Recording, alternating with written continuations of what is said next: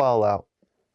I love Fallout. I can't get enough. So when I found out there was a Fallout TV show, I was I was excited. My interest was piqued.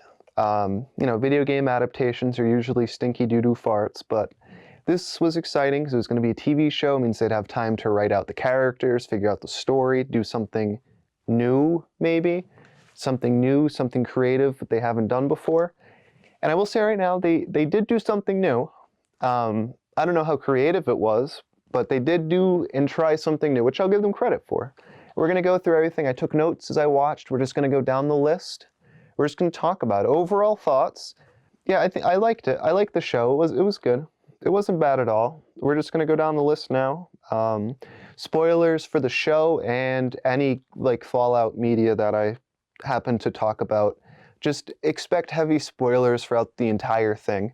But I am going in order based on what I wrote. So obviously I watched the show in order. So I wrote things down in order. First, they are using Fallout 4 lore. Going down the list and beginning now, I wrote down smart idea of Ghoul, Brotherhood, Fort Dweller. Meaning 3 plot lines was smart. Having them be an entire different group and a faction was also a really good idea too. I liked that the vaults they showed that oh, something's weird with this vault. That was good. I enjoyed that. They kept the Enclave alive, and not alive. They kept the Enclave was mentioned in an integral part of the show. There was good chemistry between the characters. The action was good. I wrote this all in the first episode. The chemistry between the characters stays okay. It stays fine. It doesn't change all too much. The acting was good for the most part. There's some good acting. I get more critical as we go in, as my brain, as the shock of wow, Fallout TV show wears away. So very, very, I won't lie, they had a great first episode. Very smart. They have started with Vault Dweller, just keep the entire thing there, a little scenario. I could tell right away that the other group of people were, going to be evil, considering they were all scarred, cut up. I mean, I knew at first I thought oh, they're doing a thing where one of the connected vaults won't have resources, which I was, right about. They planned that. They did plan that, so, that group of that 3 whatever vault. I was right about that. But I wasn't right about the twist, though. I wasn't right about that. So that was exciting that they did something new there. Now, when I was in the middle of watching the first episode, one of my friends was on, and we talked about it because some people were mad about the New Vegas stuff. At this point, I was just done with episode 1. No clue. We'll get to that stuff at the end. Yeah, I did they did put some effort into the pre-war for the first episode, showing they were afraid of communism. Very, very heavy on that. They did a good job making it feel like McCarthyism era. Oh, yeah, I wrote good tension. The show really, really does a good job with tension. That's really it for this page, because I was still in the honeymoon phase with the show, so I was nothing but singing its praises. Oh, yeah. Okay, so again, episode 6 is when I started hating, not hating the show. I like the show, and I will probably watch the second season, but maybe with a grain of salt, I'll watch it. Yeah, they hinted in episode 6 that Vault-Tec would try to stop the peace negotiations. This is big spoilers now, episode 6. This is where my brain started clicking, and I just couldn't be wow, I'm lulled into a good show. My brain came alive a little bit here, because I've played all the Fallout games. I beat 3 of them. I didn't beat Fallout 1. Sorry, that's not going to happen. That game, just not. That's a whole nother story. All right, we're not going to talk about me playing Fallout 1. I enjoyed Fallout 2 quite heavily, though. Yeah, they hint that Vault-Tec's going to try to stop the peace. Stop because, the peace negotiations are hurting their market share, and they've said that Vault-Tec already owns half of all companies. There was an appearance of Mr. House, but they definitely didn't want you to know it was him because the name tag said Robco, because they had a big Vault-Tec meeting. We'll get to that. That's in 2 pages. I'm getting ahead of myself. Yeah, one thing where I could understand why people started getting like a little upset is they have our characters. They go to a vault 4, the one we were teased about earlier on in the season about a group of scientists. We're going to be the only people there. You know, they did evil scientists because they didn't have any ethics there to say no. They were, you know, they had no stop point. They were just doing weird shit with, you know, people's DNA and mutation with radiation. Anyways, the people in the vault now all are like have an extra nose just on the forehead or just one eye, like, and then some people have like gills. It's not too crazy though. They're kind of, it feels like like one generation of people born with extra appendages. That's really all you're gonna get from that. We didn't talk about any of the characters yet. So our characters, we have Lucy, who's a goody two-shoes vault dweller, and you guessed it, she's doing the plot of Fallout 3. She's looking for her paw. And then for some reason, which never comes up again unless season 2, it will be a big issue, the water chip! The water chip's gonna break! No! Guys, we only have 2 months, the water! They did the Fallout 1 and Fallout 3 to get us out of the vault. Exciting stuff. Actually, the Fallout 1 get out of the vault reason wasn't really used because everyone just kind of said, that's not good, and then just kept going on. I feel like they should have saved the water chip for the next season because they spent, like, they were consumed with the main storyline they already established. They didn't have time to bring in the water chip. That's going to be a next season thing, and we're going to all have forgotten and moved on. I don't know why I wrote this down. I think I was just being pissy. Bad audio, episode 6, 40 minutes in. It sounded a little too echoey. Didn't really have that nice, like, you know, microphone sound. It was a little too echoey. Didn't like that. And they're in a vault, but it's like, yeah, but there's also a lot of people in the room. There was, oh, no, I remember when I wrote this. This was at the cowboy confrontation when he gets dragged to the president, which was really weird.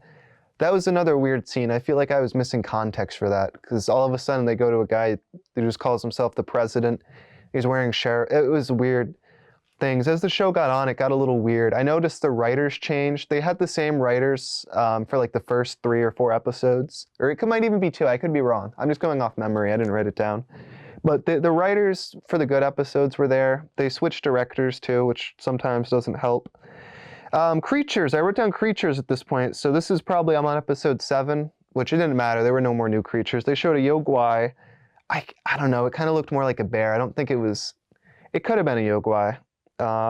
Rad roaches, of course, and like the new axolotl creature type thing, which I think is from 76. I've spent maybe 10 minutes playing 76, so I wouldn't know.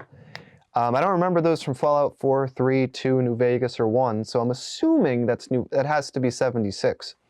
That's that, yeah. And then the first big thing where I was like, oh, that was a little weird. They showed, they will break the ice now. They showed the NCR is gone. They are not a major faction. They are nothing.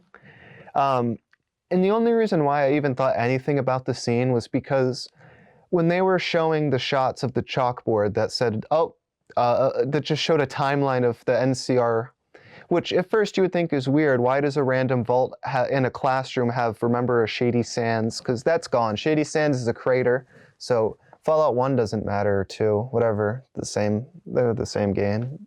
Let's just combine Fallout 1 and 2 into a big game. I'm kidding. I'm just trying to make someone angry. That made someone really angry. Someone who's in their 40s got real pissed off at me. Let's see, they have, yeah, okay, so then I was trying to write down reasons why they wanted to get rid of the NCR. And I don't want to, oh yeah, yeah, they played the Fallout 4 theme as they were showing the chalkboard of the NCR defeated with like the flag showing and Lucy looking at the flag being like, wow, it's over.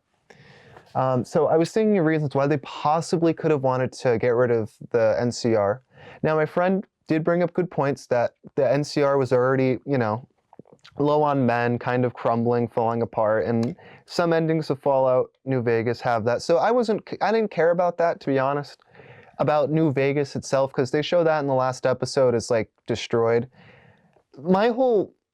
I don't really have a problem with that because it was something new. They got rid of an entire city. They made a faction be no more bigger than the followers of Apocalypse. But I think my problem with it that I had was they're limiting themselves. Like, I don't care that New Vegas is gone, fine, But now you're out of a city. You're out of like 5 factions that were at the city. You don't have Caesar's Legion. That's not a part of it anymore. Who gives a shit about that? The Hoover Dam, I don't think I'm going to bet you in season 2, if they decide to do the Hoover Dam, I will bet you it'll either be Brotherhood of Steel controlled or it'll already be destroyed. They'll have something like that.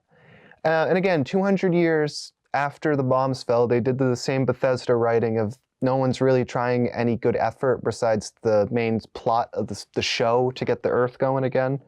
Like, they showed the town of Philly. They showed the military base. And they used the same set of random-ass abandoned houses along the beautiful Santa Monica Pier area numerous times. And that wasn't a problem. That was fine. I liked seeing it.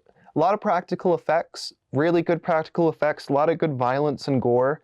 Again, they only did it, they like stopped at episode 6 with the action and then remembered they had to do it again for episode 8.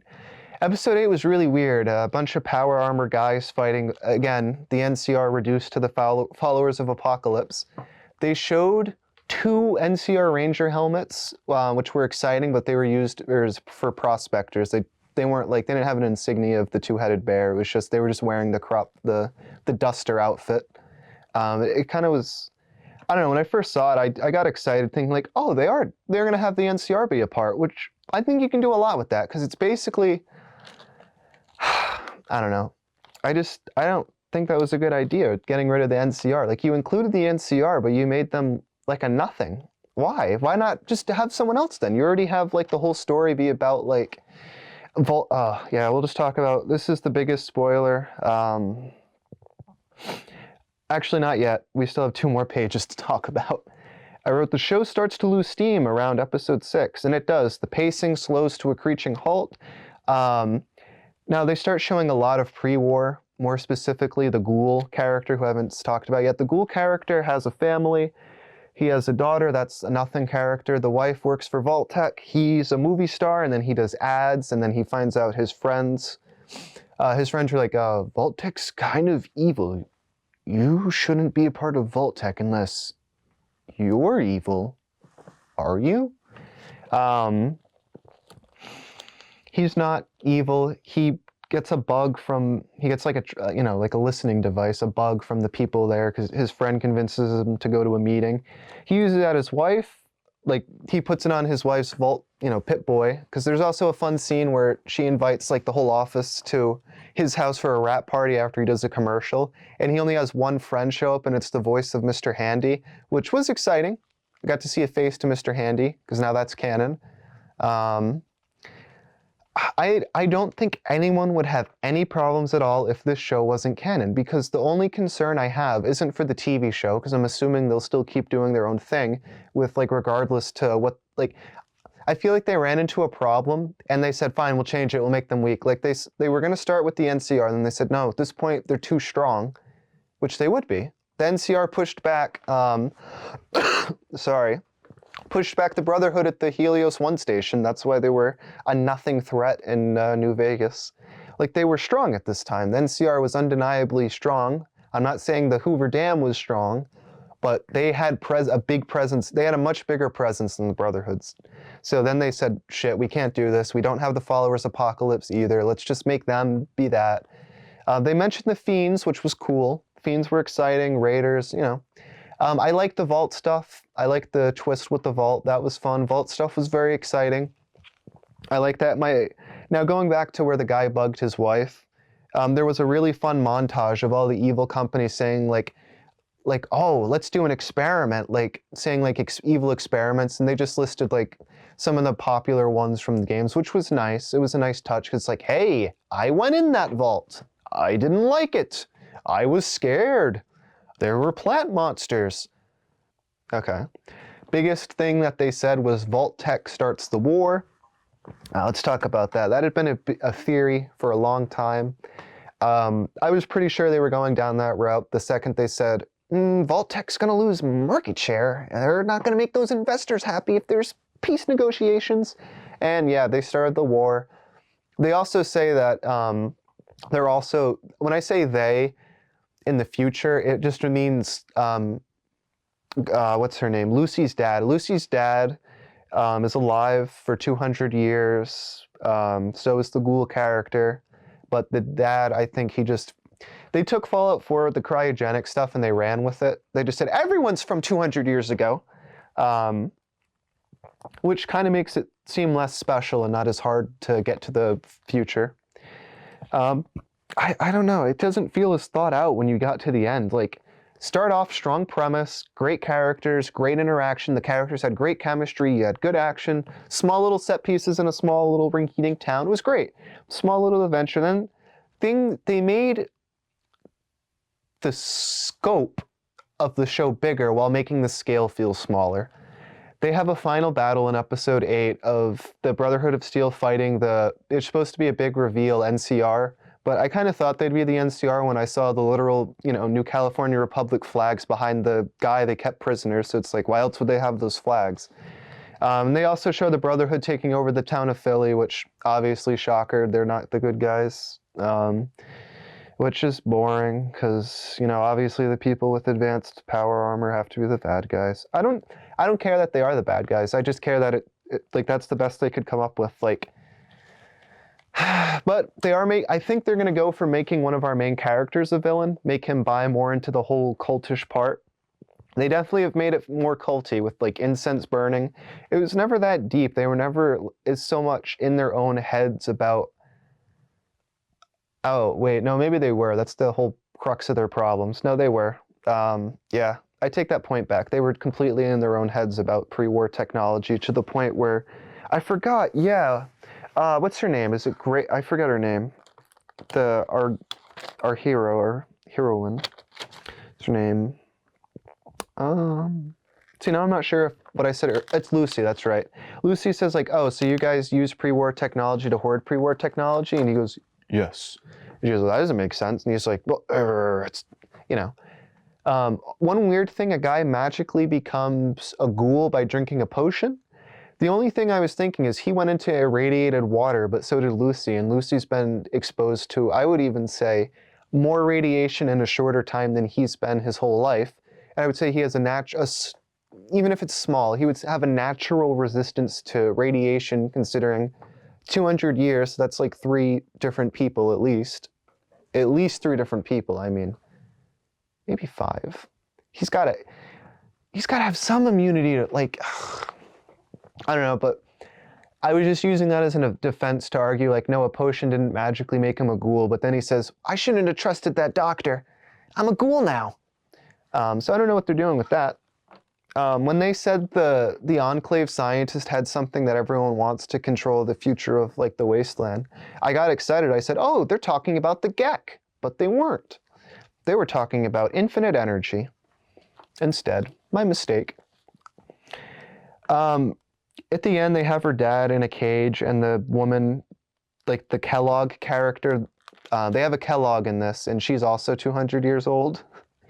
Any important character is either 200 years old or just, there's more 200-year-old characters than regular main characters, at least. Sorry, this isn't like, there's like 50 notebook pages on this. Like, why? That's why I'm trying to use it up, because this notebook's terrible. We talked about that.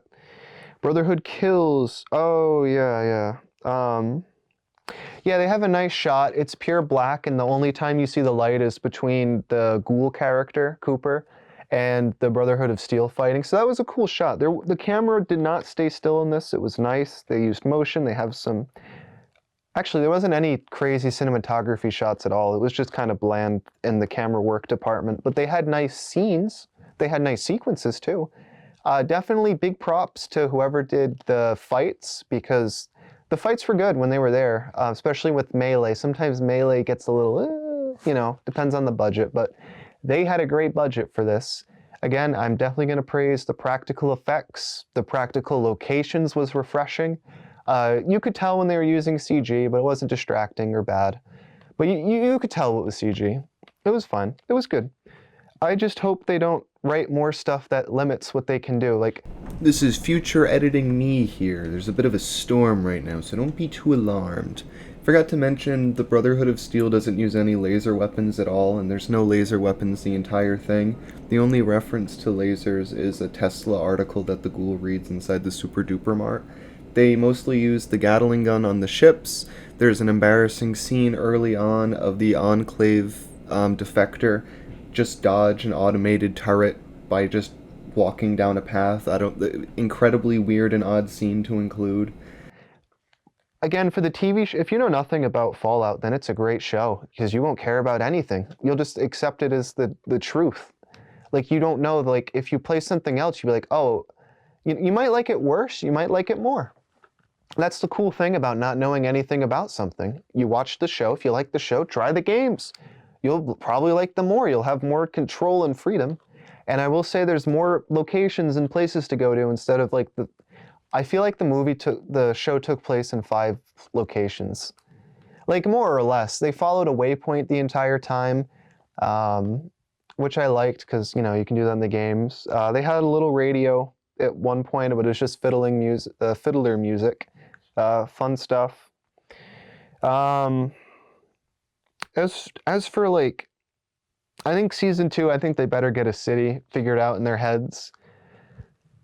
I don't know. They've got nothing. They just have to kill her dad in season 2. That's what season 2 is going to be, is them killing her dad. Because there's nothing else for them to do with that front. There's a couple storylines that have obvious, you know, progression still needed to complete them. I don't know. For the most part, I keep, like, back because I don't want to... Because once this video is done, I'm never going to think about the show again. So I'm trying to make sure I don't forget anything. Yeah, Shady Sands fell, like it exploded. It's a crater that Vault-Tec also did, but Vault-Tec meaning just her dad. Her mom's also alive and 200 years old, but she's like a rotted ghoul. So she's past feral, where it's an exposed half skeleton. It's a really interesting design, but also to this day, like, I don't understand why she was at like the table at the final confrontation. Didn't add anything. She didn't like freak out. I don't know. Maybe that wasn't her. Maybe no, it was because they showed it. I thought he killed her, and they implied that he killed her, but I guess he didn't kill her because she was at that table. Maybe I misread that. I'm not gonna lie. I skimmed the last like 20 minutes because I was just so like I was tired. I was tired. I didn't give it 100% at the end because it was. I'd rather a show get better as it goes than start off as best as it can be, because then you'll never quite reach that high, that, you know, that president that just was set. Give it a watch though. It's a good show. If you played the games, just see. I don't even care what it means for the past games because the past games are made. They exist. Like, what's in them is what's in them. The future games I'm worried about. They're gonna have weird. They just won't be as good. And I think everyone knows that. I would love to be proven wrong. That would make my day if I got proven wrong. The next Fallout game comes out and it's the best game ever. I'd love to be proven wrong. Oh, God. Overall, the show, it's good. All the changes are good for the show because it made things very convenient and easy for the show instead of having to... Hello, editing me here again. Just wanted to pop in and say I feel like the changes that they made that were convenient for the show were made hastily without realizing that now this is canon and will forever affect whatever else Bethesda continues to make with Fallout. See, that's like the thing now. They have a different writer do a different episodes, but then they'll let them do like, oh, do the first 4, Jim will do 6 to 7, and then you can just do it. Like, I don't like that they do that. I know it's a lot of work, and they have to cut up a lot of work, but it feels different when you have a different writer. There is a scene of 2 people screaming their ideologies at the girl character whose name I forgot again, Lucy. I don't even know if Lucy's her name now. I could be wrong. Well, they're like yelling at Lucy, but like they weren't doing the thing, I forgot the name of it, where you can have 2 people talk at the same time. It's like used in music, like where they have those songs where 3 people are like singing at the same time, but you can hear all 3 parts and it doesn't sound like total shit. Here they didn't know how to do that. So they had like one person start a sentence and like halfway through the other guy would talk louder, but like at the start of his. It was like hearing 2 conversations at the same time, but like pausing one to hear the rest of the sentence of the other person. I gotta talk about the music too. Music was good. They have orchestra for, you know, non-important stuff, and then they have the oldies. They used a lot of oldies. What they would do is character looks at something, boom, music plays, and then you listen to the music for 3 minutes. They did that a lot. It never overstayed its welcome, but it becomes noticeable because they play a lot of ink spots, and their music more or less all sounds the same. Obviously, it's different each time they played a different song, but it's the same core of everything. The humor was good. There was one like Marvel-esque joke where it's like, you better not go in there. He's going in there. It was like that type of joke. There was only one, and it was said by a robot, so with a head in a jar, so I excused it. I didn't blow my lid, and it wasn't like dragged. It was quickly. It wasn't. Honestly, it wasn't. It was just worth mentioning because it was like, oh, of course, got to have the robot make the classic funny jokes. Funny jokes. That's really it for the Fallout show. I think coming away from it and thinking about it while I'm talking instead of writing a formal script and then editing from a script and reading it, I've come to realize the show is, as a fan, I just feel like it was okay because it just made me not feel good about the future of games from them, which is what I care about more than the show, because the show's fine. The show's good. I recommend you do watch the show as a fan or a fair chance. It was very entertaining and I had a lot of fun. It was a good show and I would recommend it to a friend who has not played a Fallout game before. That's my thumbs up recommendation for the Fallout TV show. Thanks for watching. Catch you guys in the next video.